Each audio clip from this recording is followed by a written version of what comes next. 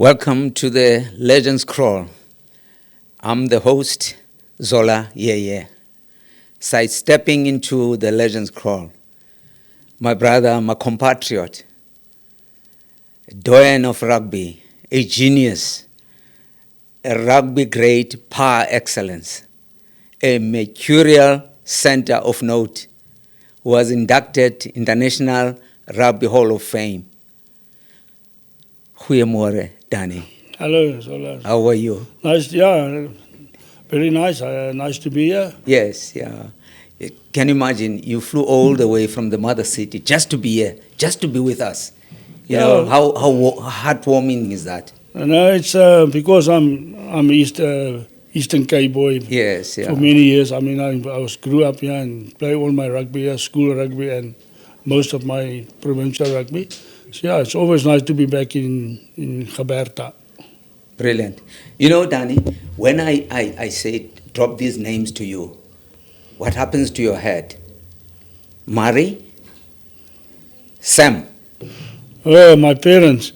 Yeah, you know, my dad played rugby a little bit. My mother was, she was very strict on us. My father was very still quiet guy.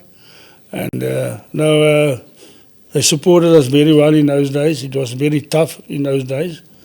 We grew up very poor. But we always had something to eat and we were always clean. But I miss them today. I was thinking of them about every day. And my father, he was a Western Province supporter. And yeah, he would have liked if I could have played for Western Province in those days when he was alive. But yeah, unfortunately he missed it when I went to Cape Town in 1990. So my mother, she was like, when I trained, at school, we stayed next to the school in Dispatch, and I do a lot of place kicking, and she go with me, and then she kicked the ball back for me while I was training. Yeah, so Wow. But she was very strict. Very strict, yeah. And I believe rugby was not your first love. There were two sports you loved most, soccer and cricket. Can you just tell me, how did you become a rugby player? Yes, as I said, we stayed here in Port Elizabeth, behind the airport, almost there in the bush. And our school, there was no field. Oh, yeah. So we played soccer when we had interval or something, and cricket. And so they didn't play rugby. Oh, yeah. So then I started playing soccer and cricket. And that helped me a lot, I must say. I only started playing rugby when I was under 13, when we moved to Dispatch. So then that's when my rugby career started. But as I said, I played soccer and I enjoyed it because that helped me with my feet, kick left and right, and side step and quick feet. So yeah, You had the best two-footed side step. Yeah. You know, and your best legs. You are very mercurial. You used to ride, to play very hard rugby. Defensively, you're good also. Yeah, it's a tough game, and I was very small when I started playing the game under 13, and so yeah, I like the contact in the game, and yeah, I just enjoy it when I start playing. You know, it's an interesting thing about Dispatch. It's very, very, very important for me to tell you about Dispatch. It's close to PE, and in between Utnake and Port Elizabeth of old, right? But out of there, greats like you came out of there.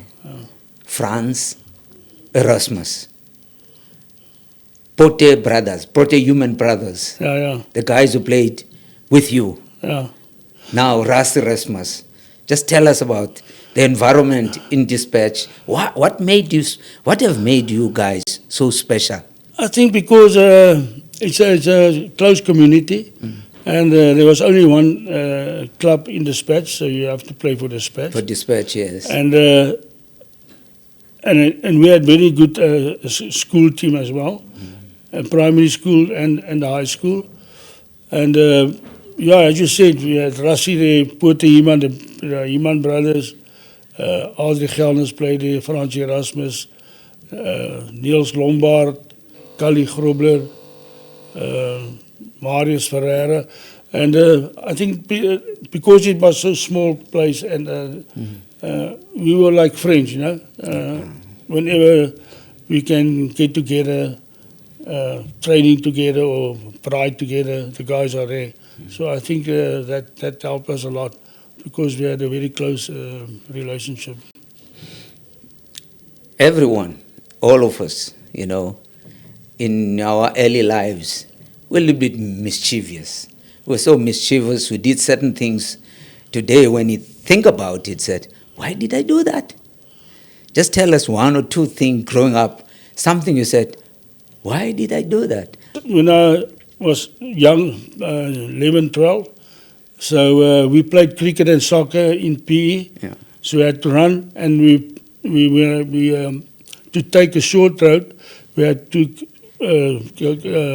go through the fence, yes. and then you run over the airstrip, the plane, whatever you call it, plane.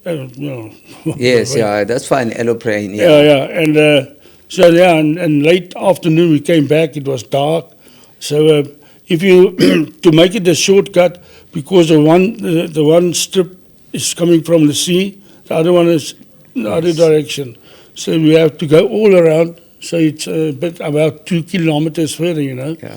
And so we decided, no, we cut the fence and we took the shortcut. Yeah, and in those days there were guards at the airport. Yeah. And they sometimes they had this Chased you. rifles, the assault rifles. Yeah. So they shoot at us. So we know we couldn't do it. It was very dangerous, but just to make the distance a bit smaller, we just I think it's about a stupid thing we did. But in any case, all the children, you know, they do certain things, you know, that you think about now. You say, why did I do that? You know, why did I jump over that fence and go and steal bananas from my neighbor's yard? Those are that we did a lot. Yeah, bananas and guavas and yeah. everything. It's, when you're young, you try everything, you know. And and that was fun. And sometimes you get away with it. Sometimes the people they catch you, and then you've got a lot of problems. They go to your parents and tell, listen, this guy was in my yard stealing my guavas and bananas, and then you're ready for a big hiding. You said when you grew up, you had a small body frame. You are not that big. But when I watched some of the matches, and I looked at your legs, your strong legs, you know, accelerating, your agility, accelerating, and then you would outpace any boy. Were you ever a sprinter at school? Yeah, I did. 100 meters, 200 meters. Athletic, 100 meters, 200 meters, 400 meters. But that I just do to help my rugby. Yeah.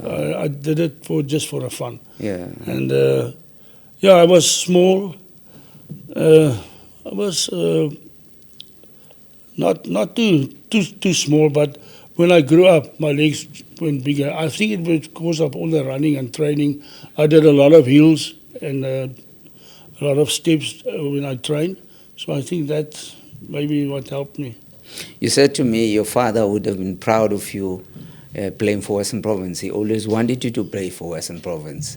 You know, you played for three provinces. You played for Eastern Province, I think it's 115 matches or something like that, and you played for Western Province. And you followed those brothers, the Pote Human, the human brothers to the cheaters. How was it with these guys? No, that was good. I also, I played, when I first played for EP 4 games, then I went to the army for 2 years in Bloemfontein, played 24 matches for Free State, and then came back to Port Elizabeth and played 115 games for them. And then in 1990 I went to Western Province, played there for 3 years, and then 2 years I played in Italy as well. And but to play with guys like the Iman brothers, especially at the club level, Yes. I must add that I think in the 80s the Spats club was very, very good. We had a very good side, and as you know, we played in that Durban Championships, yes. and we won it twice. And that's what I said before, that it's because we were so close together, and I could have asked the guys any time of the day, let's go and train, because we didn't have the big names, especially, so we had to be fit those days to play against teams like Tikkies, Marties and Shimlas. Yeah. Elsaby, you know, your Rose, your beautiful daughter, the one and only daughter you have, you know, and your son apparently is playing in France. Yeah. And you've got a grandson, Elliot. Yeah. No. Just something about them. I think that's very, you know, the Gerber family is growing. The legend is still alive. Yeah. You are part of this kind of package. Yeah, no, I must say they supported me a lot. And my daughter was a good netball player, and she also did athletics. My son played rugby in school in Middelburg, Mpumalanga, and then he went to France, played there for about 11 years. And and I missed my grandson. Yeah, because he's now 3.5 years, and I only see him twice. Yeah. Sure. So it's not. He didn't come when Italy came down here. Your son didn't come, or your grandson didn't come when the South Africa played against Italy. No, they didn't come. No, they didn't come. No. Yeah. No, he's busy working. He have to work. Yeah, absolutely. He stopped playing 2 years ago. There's something also about you, so special about you, Danie, and I don't think I'm flattering you when I'm saying, and other people also, you know, are saying about you as the greatest number 13. You played next to, you played outside Errol Tobias. How was it playing? Now, me and Errol played a couple of games with the British Barbarians. Yeah. And I enjoyed him very much. He was a very good ball player, good on his feet, and he played my type of rugby. He was a running flyer, and I enjoyed to play with Errol in those days. He's a great man. He's a very good. He's got a good heart. Yes, very good. No, I had a discussion with him when I met him. There was a match against the All Blacks at Newlands, and I had a good discussion. No, we stayed together when we played overseas. Then we stayed together, and now I've went to his house in Caledon, and we're still good friends. We're not talking a lot, but I enjoy to play with Aaron. What about the other players who played with in those days? Are you still in communication with them? Are you still friends with them? The one who played in the Springboks, especially with you? Yeah, we do.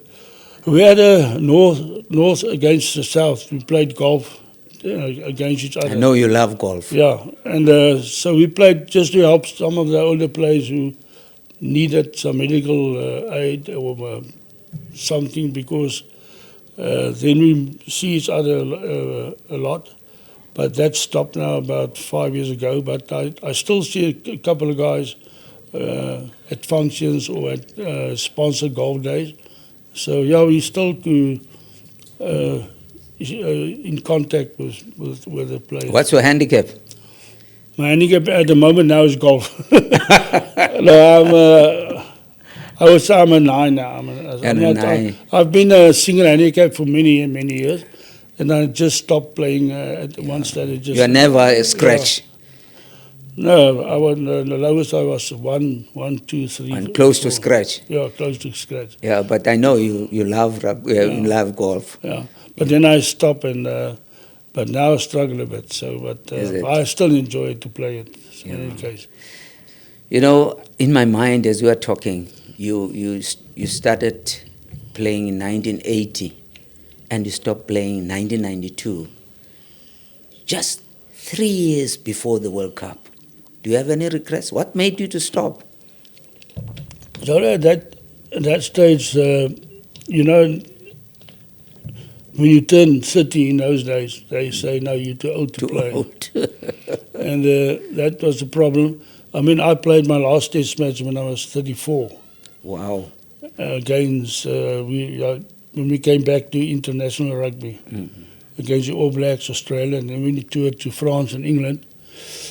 And I was very fit. I mean, I just said to myself, I will show them. If you're fit, if you're positive, and I want to play till at such a time I would say, okay, I'm finished now. But in 1990 we had trials.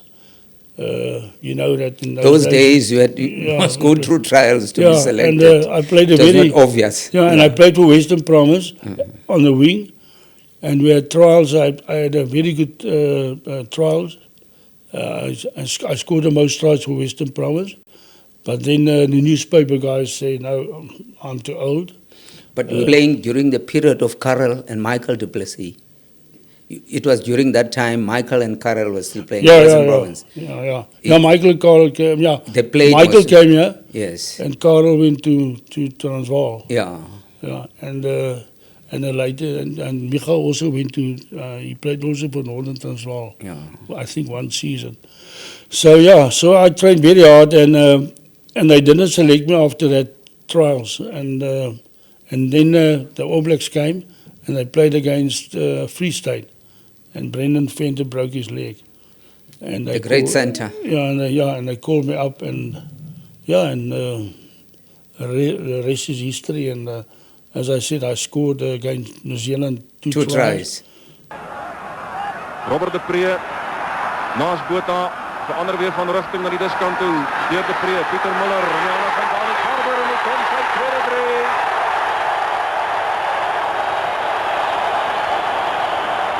We didn't play very well against Australia. They had a good side in 1992. And so we went to England and France, and then I scored a try against France in the first test. And the second test, and then we played England, and I scored a try against England. So, yeah. And then all of a sudden, I was at 34, I was Rugby Player of the Year. And there was youngsters play. I mean, there was Peter Miller, Brendan Venter, James Small, Henny LaRue, all those guys. They were still young, 20, 21, 22. Was Raymond still there? No, he didn't Not play. Yet. He stopped. Play. No, he stopped play by yeah, that me and time. Nas Botha, yes. Yeah, we played till 92. Who captained you? Was it Rob Lowe or who was your captain? For the Springbok. Yeah. Is Morne or who? No, when I started, it was Morne. Yes.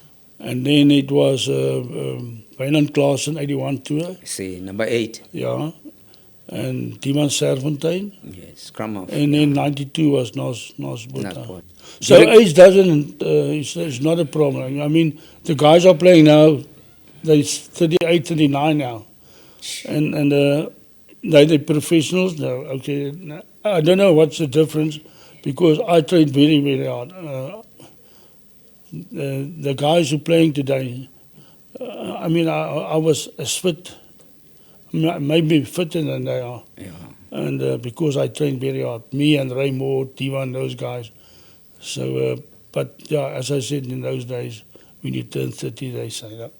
Were you paid? When you stopped playing, you became a millionaire.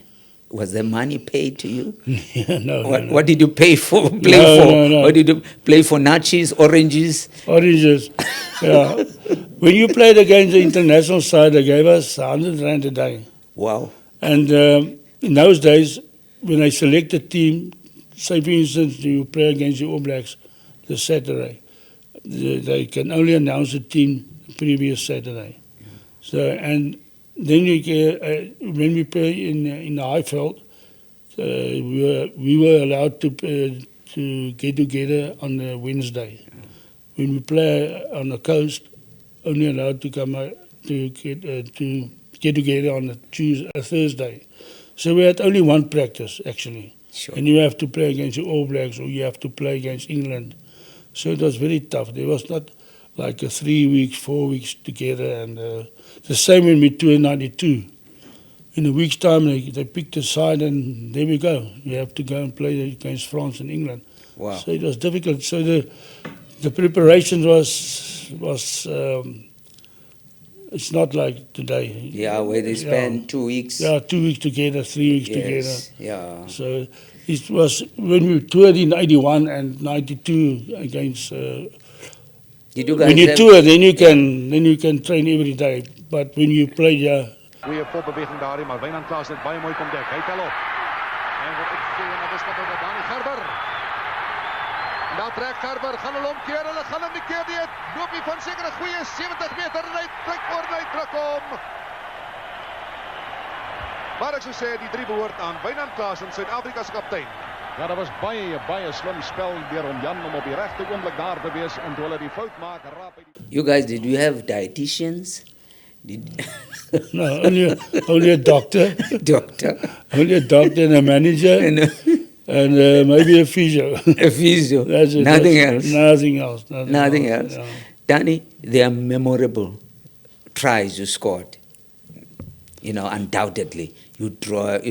There's this one that's, you know, I'm sitting in my head now, where I think against Ireland. Just tell me about that try you scored against Ireland when these two guys bumped against each other. That is definitely the best one.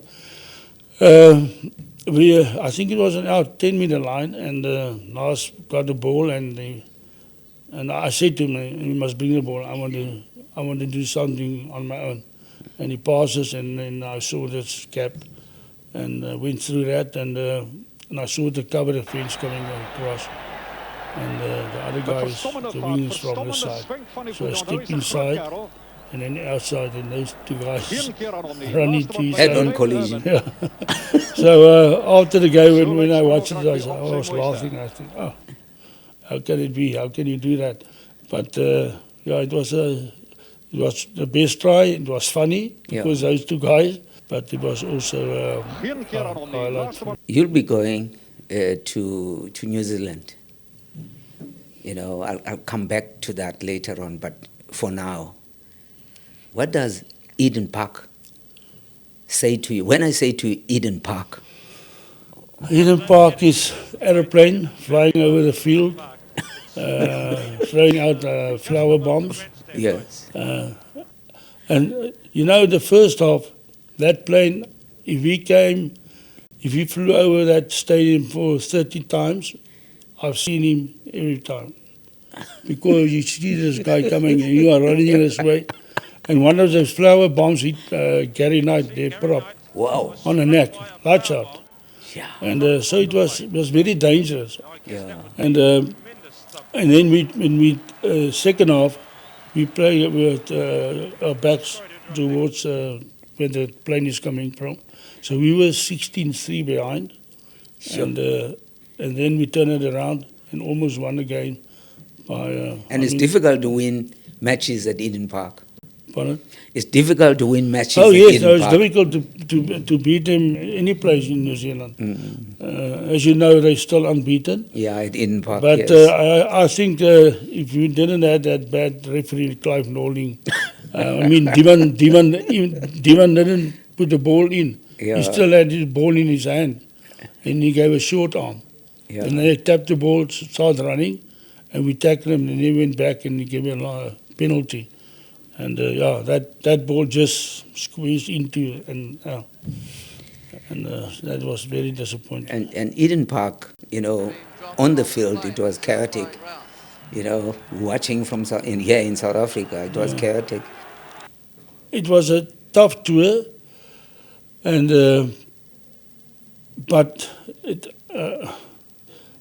I still think about that tour, and I can remember about 95% of it, because it was a difficult tour. It was different, difficult circumstances, and but we were there just to play the game of rugby, and so there was a lot of demonstrators, and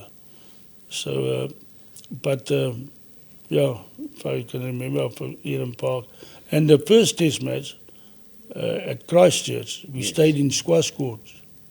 Really? Yeah, and that was a bit bad. Not a hotel?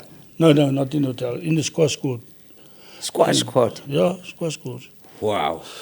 And then in the morning, the day of the game, at 6 o'clock in the morning, we went to the field. And there's no curtain raisers, so we had to sleep there under the pavilion on mattresses, waiting for the game, playing at 3:30, 4 o'clock. What did it do to you guys? So, Your motivation was... no, I think that, or psychologically. That motivated us. That motivated me as well. I didn't worry about what's going on, where do I sleep, whatever. We just want to play. And so that was part of the tour, that history. I mean, that will never happen again. Yeah. So we can look back. We played in that circumstances, and we did very well. We were actually almost beat them in that series. But and we had a very good team spirit, and the guys stand together. We had to, otherwise it would have been chaos because of the circumstances of the tour. So luckily we had a good team spirit. Everybody was together, and we all just want to beat the All Blacks. Yeah, the All Blacks are always your nemesis. No. We as South Africans, if we play against just All Blacks, we say now we are real Springbok. Yeah. And the same with them. If they play against the Springboks, they a real All Black player now. So there's a lot of respect between the two countries. There was no Braai Army those days to follow all over. No. There was never a Braai Army. No. There was not a Braai Army. Yeah. I believe the Braai Army are very supportive, and we're going now. We're going now on a tour with the Braai Army. With the Braai Army. Yeah. You're carrying biltong or chop this side. We're going to try to take it in, because in 81 when we arrived there, they opened our suitcases, cleaned it up, and there were some of the guys who had biltong and dribbles, and they took it away. Yeah, so, you can't. You can't. So now we're going with the Braai Army to New Zealand. I think about 90 or 100 supporters, and so you'll be watching the match in Eden Park and Wellington. And Wellington. Wellington. So the one in Auckland is going to be the big one.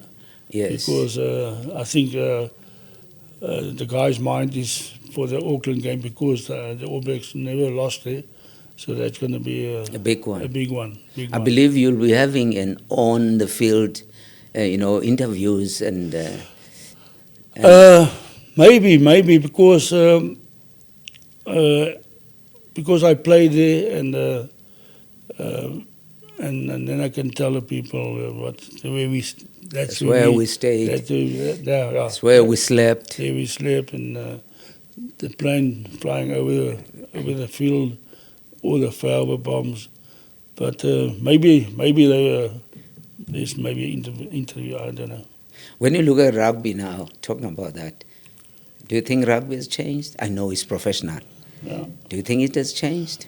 I think the rules changed. Yes. The basic of rugby stay the same. The passing, the kicking, okay, they do this other kick now. But the basic of rugby stay the same. Catch the ball the same way, pass it the same way. I kick the ball still the same when I played. And and for me it's a nowadays a scrum. The guys got together and they hit and we played. Nowadays, There was no pause. There's a lot of the guys got a lot of time to rest. I mean the scrums Before they hit each other. the scrums going down 4 or 5 times. Yeah. So that's about 2-3 minutes. Yeah. And then the TMO takes about 4 minutes to make a decision.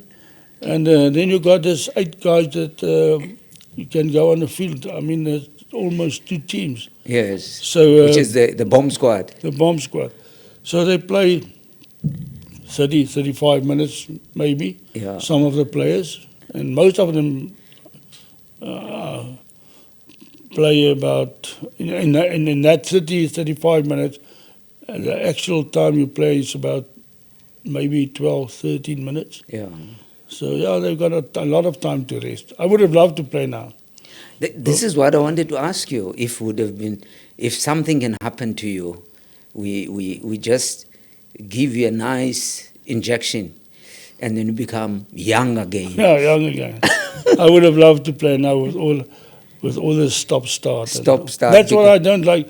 Not like about the game, but the guys are getting a lot of money, so you must own it. And we had only 2 reserves in those days. Yeah. It was a scrum half and a hooker. Yeah.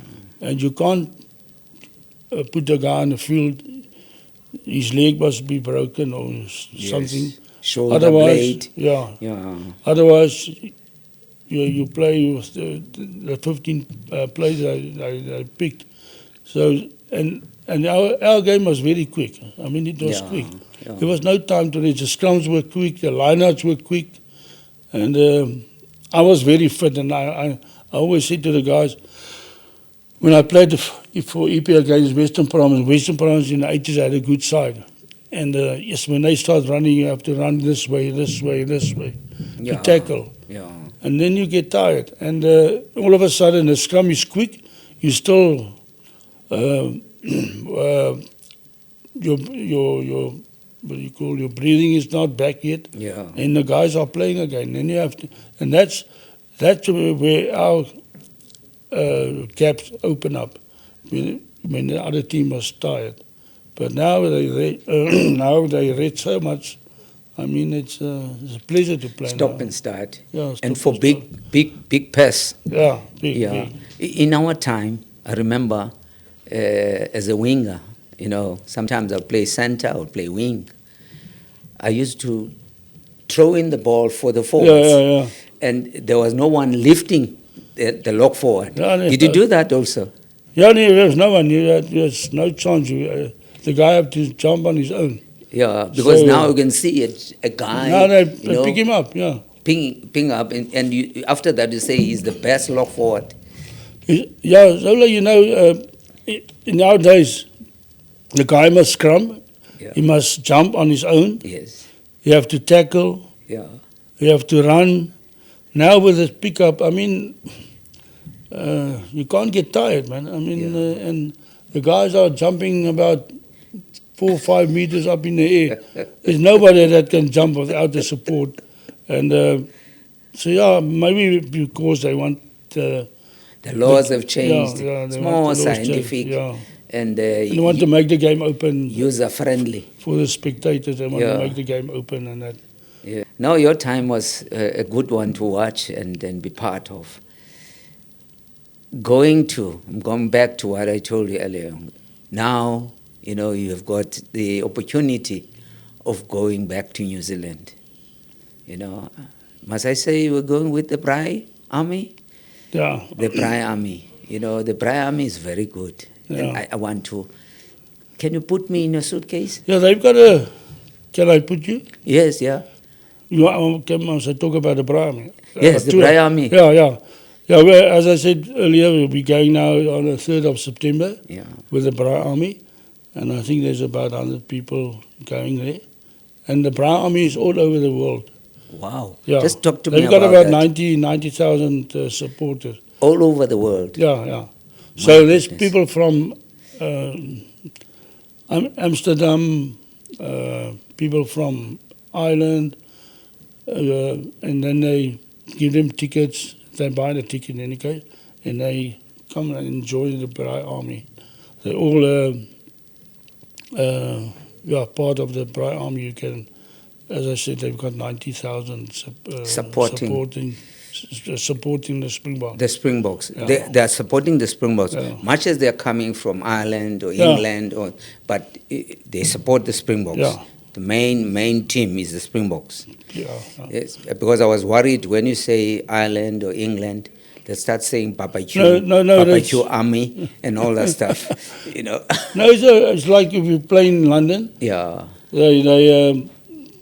they get tickets, and then people staying in London, They come. South African supporters, then they can just join and watch a game with the Braai Army. They sit together on the pavilion, and before the game there's something going on, and after the game there's something going on. So yeah, That's a great. Did you watch the it's a great idea because It is. Honestly, it's Yeah. it's an unbelievable idea. Yeah. You know, putting people from South Africa or people who've got South African interests at heart, Yeah. you know, to be part of that part of it. package. It's like the Braai Army Yes. with the cricket and Yes, the yes. the Lions Yes, tours. yes, yeah. That's the same. We still have. I've seen some flags here at Ring Street. You know, where the Barmy Army. Braai Army. Yes, yeah, which is most probably from England. Okay, yeah, They've yeah. got the English flags Yeah, yeah. and all that stuff. So we're part of that, carrying all Yeah. that. Yeah, It's quite good, you know, to rally around the team. Yeah, for sure. And it's a nice vibe. You meet people, Yes. and it's always nice to go on a tour with friends and people. You Good meet. people. Good Good people. people. Yeah. And, And you know they South African especially supporters. now, South Africa is on the front foot. Yeah. South Africa is triple champions, and you know they're carrying the flag for this country. Yeah. They are right at the center of rugby Yeah. at the moment. And your homeboy Rassi is the choir master, and your homeboy Sia Kolisi is the captain. Yeah, yeah. Aren't you proud? No, it's great. It's great for the Eastern Cape, eh? Yes. And as you said, it's nice to meet the people from all over the world to get together and watch the Springbok. As you said, we are on a very high at the moment, so everybody supports the Springboks now, and they all want to go and watch the games. So this, like the Braai Army, is it's a nice way to join them and be part of and go with the guys and watch the game. Will Elsa be with you? No, we just a couple of. I'm worried about that, guys. It's only the males that are going there. Yeah, no. The boys' choir. What's happening, Danie? You're leaving Elsa behind, and then it's only the boys' choir that is going to those matches. No, for rugby is for the boys. You know, right? if there's a game in South Africa, you take your wife to with you. But no, it's a lot of great guys going, friends, and I think it's for the men if we go on a tour like this. Yeah. Before I wrap, I want us to sign this ball. This is a ball of fame, as you are enrolled in the International Rugby Hall of Fame. So it's imperative that you sign this ball, and that's something that we've started. Okay. All these greats that want to come here, they want to sign this ball, Okay, that's good. and to show that they were here, Yeah. and their legacy is still alive. the dream is alive to Yeah. keep our sport. So that's a very good idea. Very Yes. good idea.